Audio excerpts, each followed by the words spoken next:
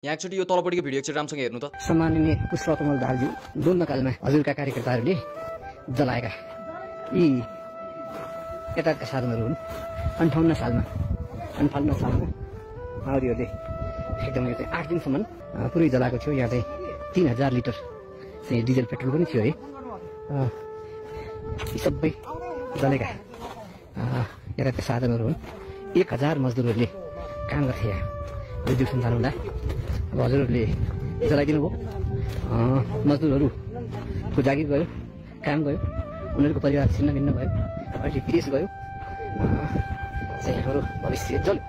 त्यस कारणले गर्दा अब हजुरहरूले प्रधानमन्त्री हुनुहुन्छ। हाम्रो देशको राजा महाराजाहरूले चाहिँ जमानामा यसरी चाहिँ फ्याक्ट्रीहरू यसरी कल कारखाना बनाएको थियो। अनि त्यो राजा निकालेर चाहिँ अहिलेको टाइममा जुन गणतन्त्र भनेर लुटतन्त्र मचाएको छ नि, अनि यो लुटतन्त्रमा चाहिँ अनि दमन र शासन फैलाएर नेपाली जनताको रगत बगाइरहेको छ, नेपाली जनताको चाहिँ रगत चुसिरहेको छ नि आजको समयमा। हो यही चिज गर्नको लागि हो त्यो बेलामा चाहिँ यसरी चाहिँ कल कारखानाहरूलाई चाहिँ यसरी जलाएर आगो लगाएर चाहिँ खतम बनाएको थियो। त्यो बेलामा कसले भन्दाखेरि माओवादीको चाहिँ गणतन्त्रको बाउ प्रचण्डले चाहिँ यसरी चाहिँ मान्छे पठाएर चाहिँ यसरी चाहिँ नेपालमा भएको कल कारखानामा चाहिँ यसरी आगो लगाउन लगाएको थियो। अनि त्यो बेलामा हाम्रो देशमा भएको कल कारखानामा चाहिँ यसरी 1000-2000 गर्दै मजदुरहरू चाहिँ त्यहाँनिर काम गर्थे, नेपाली मान्छेहरू चाहिँ आफ्नो त्यहाँनिर रोजगारी गर्थे। अनि त्यहाँनिर रोजगारी गरेर त्यहाँ पैसा कमाएर चाहिँ आफ्नै देशमा दुःख गरेर चाहिँ आफ्नो घर परिवार पाल्नलाई सक्षम थिए। अनि आजको समयमा यही भ्रष्टाचार नेताहरूले चाहिँ हाम्रो देशभित्र भएको जति पनि कल कारखानाहरू थियो हो त्यो सबै चाहिँ बेचेर खाएर सर्वनाश बनाएर अनि त्यहाँबाट चाहिँ यो मान्छेहरूले चाहिँ विदेशमा चाहिँ नेपालीहरूलाई बेच्न सुरु गरे के। नेपालीहरूलाई चाहिँ एउटा कामदारको रूपमा चाहिँ अर्को देशमा पठाएर अनि नेपालीहरूले चाहिँ दुःख गरेर खुन पसिना गरेर पठाएको पैसाले चाहिँ अनि त्यहाँबाट आएको रेमिटेन्सले चाहिँ यिनीहरूले देश चलाउन थाले। आजको दिनमा यिनीहरूले सत्ता हातमा लिएको 18-19 वर्ष हुन लागिसक्यो हैन। 18-19 वर्षमा चाहिँ यिनीहरूले चाहिँ नेपाली जनताको चाहिँ खुन पसिना चुसेर खाएर नेपाली जनताहरूलाई चाहिँ दुःख पाएको केही पनि दिएको छैन। अनि आजको समयमा अनि यो गणतन्त्रले हामीलाई के दियो भनेर भन्दाखेरि आजको समयमा यो गणतन्त्रले चाहिँ हामीलाई बस बोल्न मात्र दियो रे के।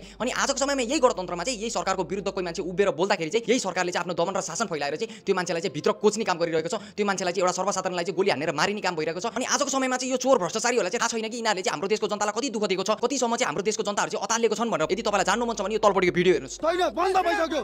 पहिला राजा हुँदाखेरि जनताको लागि उले आफ्नो कारखाना खोलेको दाइ। सुन्नु न राजा गयो कारखाना बन्द दाइ। पसिना बगाउने हामी, कमाउने हामी, अनि भिआइपी गाडीमा चढ्ने त्यो सारा चोर त्यसले के काम गरेछ? आज टुडी खेलमा सबैलाई भेला पारेर कोपी प्रचण्डलाई झुन्डाउँछौँ। आज हामी बर्बाद छौँ। हामी एउटालाई लुट्न दिन्छौँ, राजालाई लुट्न दिन्छौँ। 601 लाई होइन एउटालाई लुट्न दिन्छौँ। राजालाई एउटाले लुट्छ, कति लुट्छ?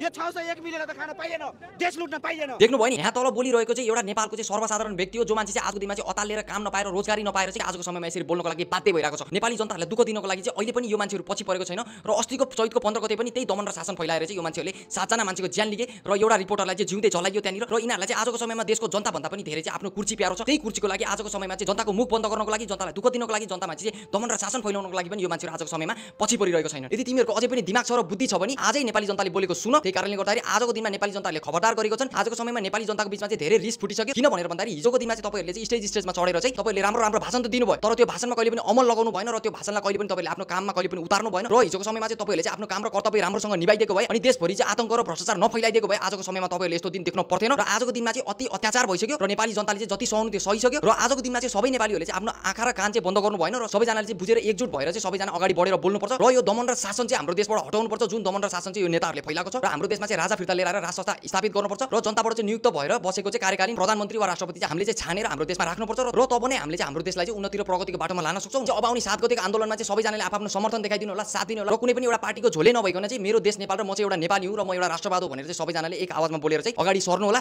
जय नेपाल, जय राजतन्त्र।